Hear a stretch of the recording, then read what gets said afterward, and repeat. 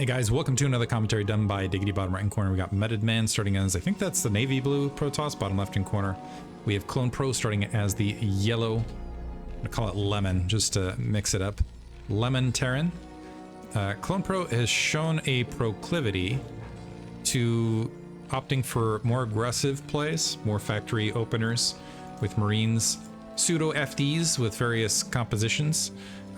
Metodman thus far has done a fairly decent job at repelling that and then getting back into macro cycle, although in the previous match I feel like he went shuttle style, just dedicated too many units and didn't get enough SCVs.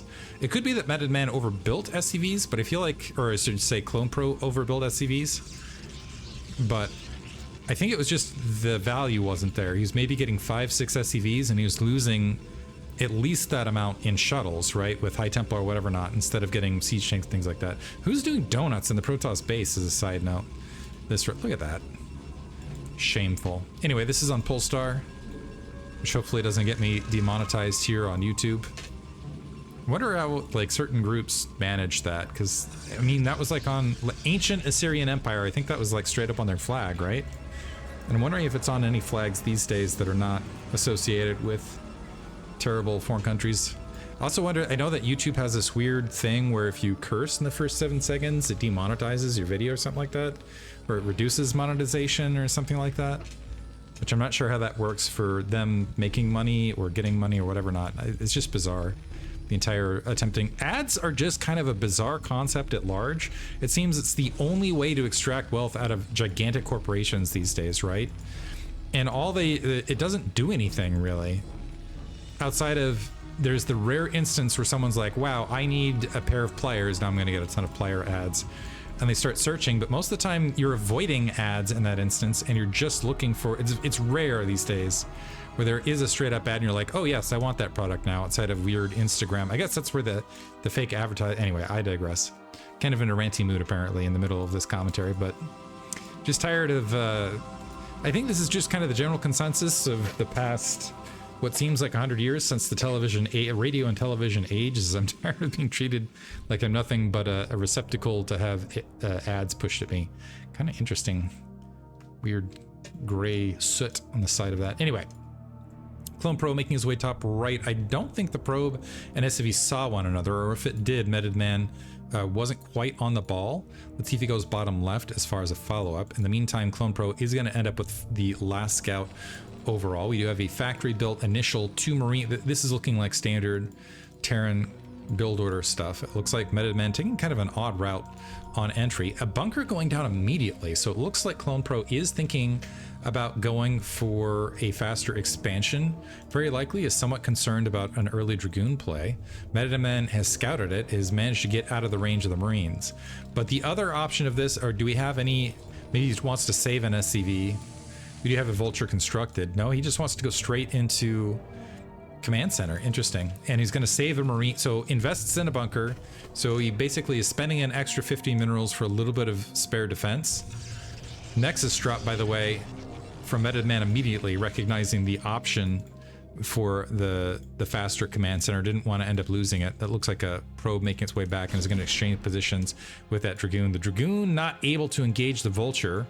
And now Metodman kind of an awkward situation where his natural expansion is going to be somewhat exposed to that Vulture potentially down the line. And also Clonepro, let's see if he draws that SCV back. He's gotten the information he needs at the moment. He sees the cybernetics core spinning. Sees one gate. Wow, actually one. Okay, Nexus, 1 gate into Robo. I was expecting a second gateway here after the faster 1 gate into expand. We do have mines being built. The Vulture waiting in the wings, maybe just gonna wait until that SCV gets zapped and proceed from there, that poor SCV. And the Dragoon's not drawing back actually to deal with the SCV. They're still concerned with that Vulture that's lurking out on the map somewhere. I don't know that this SCV is gonna make it past, maybe there's the 1 in 125 shot chance that would land twice. Actually, it might have landed on that first shot, right? Or actually, never mind. Dragoons do explosive damage. They actually, is that right? Anyway, we might have seen it right there with one of the shots. Maybe. Maybe I rewind to 4:55 to verify. Second factory plopped down as that command center is finishing. The bunker has the 2 Marines and the barracks plopping in the front. A couple mines out on the field to the north as well. It's an interesting sort of value proposition for Terran, where it's do you play more aggressively with that initial vulture, or do you save it to get those 3 Marines out, or 3 mines out? And it does seem like the value out of a vulture is in fact the mines. Clonepro continuing with his stereotypical aggression, actually walking out with vultures. So this is going to be 3 vultures and 2 Marines now out on the field. The vultures have not expended their mines. Playing flash style here with the ultra aggression here on the front, and the Marines just suiciding in. Is that to free up supply? Trying to make an entry point. Mines plopping on the front. Huge amount of aggression here for Clonepro. Oh, is he gonna get it? Doesn't look like. I don't think that mine exploded. But Clonepro using the Marines to bully forward. Playing very bravely here, honestly. Now that there's an observer out and soon to be 5 Dragoons plus, I would be a little bit concerned about my front door, especially with an empty bunker. A single siege tank at this stage will not cut it. You will have 2 siege tanks behind. But I don't think Metodman is going to, in the midst of this, just dive in to snipe potentially a single siege tank. Does he even have siege tech yet? He's getting vulture speed. I think he might have siege tech, but the tanks are not sieged. Okay, he does in fact have siege tech. Interesting. Single mine defense there, playing it a little bit thin. You have the mine at the 3 o'clock and at the, well, does that blockade? No, it does not blockade. At least spots. Probe almost becoming a professional mine diffuser for the Protoss army in the space of this. So it's going to be quick 3 Nexus with a shuttle. And do we have any? Okay, we do have the support bay built. And Metodman actually slightly ahead in supply, but I don't feel like he's comfortable as far as his current supply count. Is getting an initial Reaver out. Let's see if he goes for what is typical these days in the 9 gateway surge. SCV, surprised that the Marine is not making its way out rather than this Marine. The Marine still holding the 6 o'clock location, maybe because it can do damage. It's holding to scout any sort of units making their way there, or maybe assault a probe should it go for should there be a 4 base maneuver here. Metodman's opened up a pretty decent supply gap.